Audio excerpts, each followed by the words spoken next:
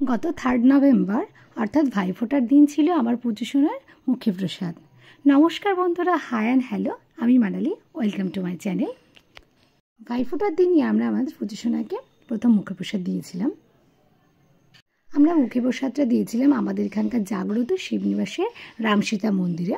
তাই আমরা প্রথমে বেরিয়ে গিয়েছিলাম টোটো করে। কিছুটা যাওয়ার পর তারপরে সেখানে একটা বাঁশের ব্রিজ পড়ে, সেই বাঁশের ব্রিজটা পার হয়েছিলাম। তারপরে আমরা মন্দিরের কাছাকাছি চলে এসেছিলাম। আমাদের বাড়ির নিয়ম অনুসারে 5 মাসেই মুখে প্রসাদ দেওয়া হয়, তাই পুজো সোনা যখন 5 মাস পড়েছিল তখনই আমরা মুখে প্রসাদটা দিয়েছিলাম। আমার খুব ইচ্ছা ছিল সব ছেলেরা সাদা পাঞ্জাবি পরবে এবং মেয়েরা হচ্ছে লাল সাদা শাড়ি পরবে, তাই পরেছিলাম। আমার মা আসতে পারেনি, তাই আমি আর আমার মামুনি লাল সাদা পরেছিলাম এবং বাবু, পুজো সোনার দাদুন, বাবা, কাকাই সবাই হচ্ছে লাল সাদা পাঞ্জাবি পরেছিল এবং পুজো সোনার দিদি ভাই সেও সাদা লাল চুড়িদার পরেছিল। প্রথমে আমরা চলে গেছিলাম আমাদের এখানকার জাগ্রত শিবনিবাসের মন্দিরে। সেই শিবনিবাসের মন্দিরে প্রথমে একটু পুজো দিয়ে তারপর আমরা রামসীতা মন্দিরে গেছিলাম। পুজো সোনা প্রথমবার এলো এই মন্দিরে। বাবা, তুমি পুজো সোনাকে ভালো রেখো। আমাদের এই শিবনিবাসের মন্দির খুবই জাগ্রত, এশিয়ার দ্বিতীয় বৃহত্তম শিবলিঙ্গ। তারপরে হচ্ছে আমরা রামসীতা মন্দিরে চলে গেছিলাম। মামুনি পুজো সোনাকে পাঞ্জাবি পরে রেডি করছিল। দেখো আমার পুজো সোনাকে কত সুন্দর লাগছে, ও পাঞ্জাবি পরে একদম সেজে গুজে রেডি। তারপর আমরা সবাই রামসীতা মন্দিরের সামনে বসে পড়েছিলাম। রেডি সেডি হয়ে পুজো সোনা মামুনি করেছিল এবং তখনই পুরোহিত দাদু এসে পুজো দিচ্ছিল। আর আমরা সবাই হচ্ছে রামসীতা মন্দিরে বসেছিলাম।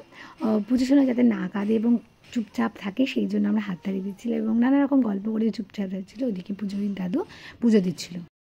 এবার পুজো সোনাকে পুরোহিত দাদু মুখে প্রসাদ দিয়ে দিচ্ছে।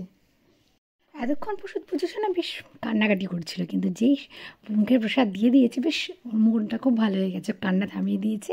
তারপর পুরোহিত দাদুকে দাঁড় করিয়ে দিয়েছে, সেই জন্য ও আরও খুশি হয়ে গেছে। আমরা সবাই দেখছিলাম এবং খুব বেশ ভালো লাগছিল।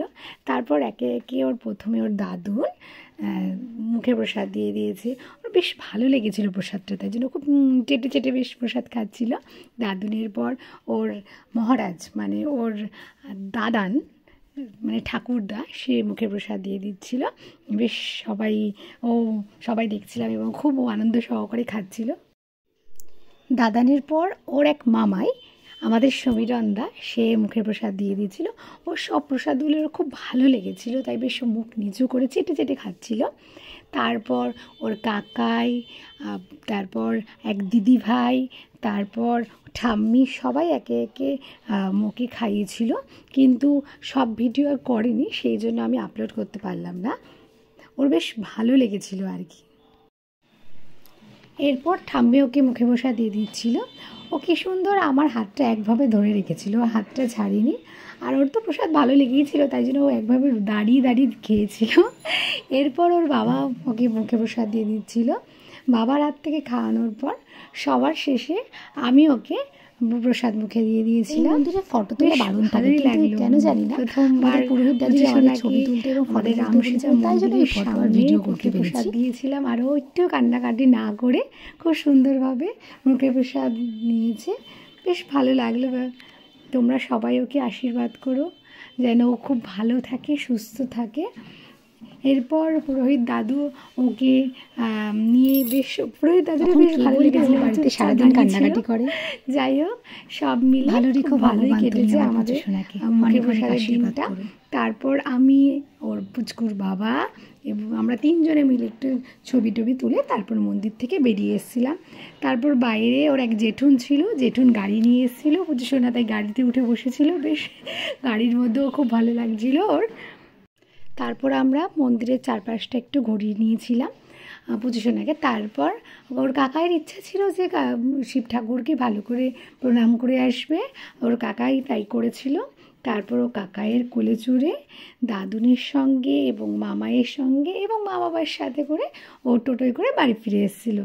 তোমাদের যদি আমার ভিডিওটা ভালো লাগে থাকে তাহলে অবশ্যই লাইক, কমেন্ট, শেয়ার এবং সাবস্ক্রাইব করে দিও। আর আমার পুজো সোনাকে অনেক অনেক ভালোবাসা দিও, আশীর্বাদ করো, ও যেন খুব ভালো মানুষ হতে পারে। সবাইকে টাটা, অনেক অনেক ভালোবাসা।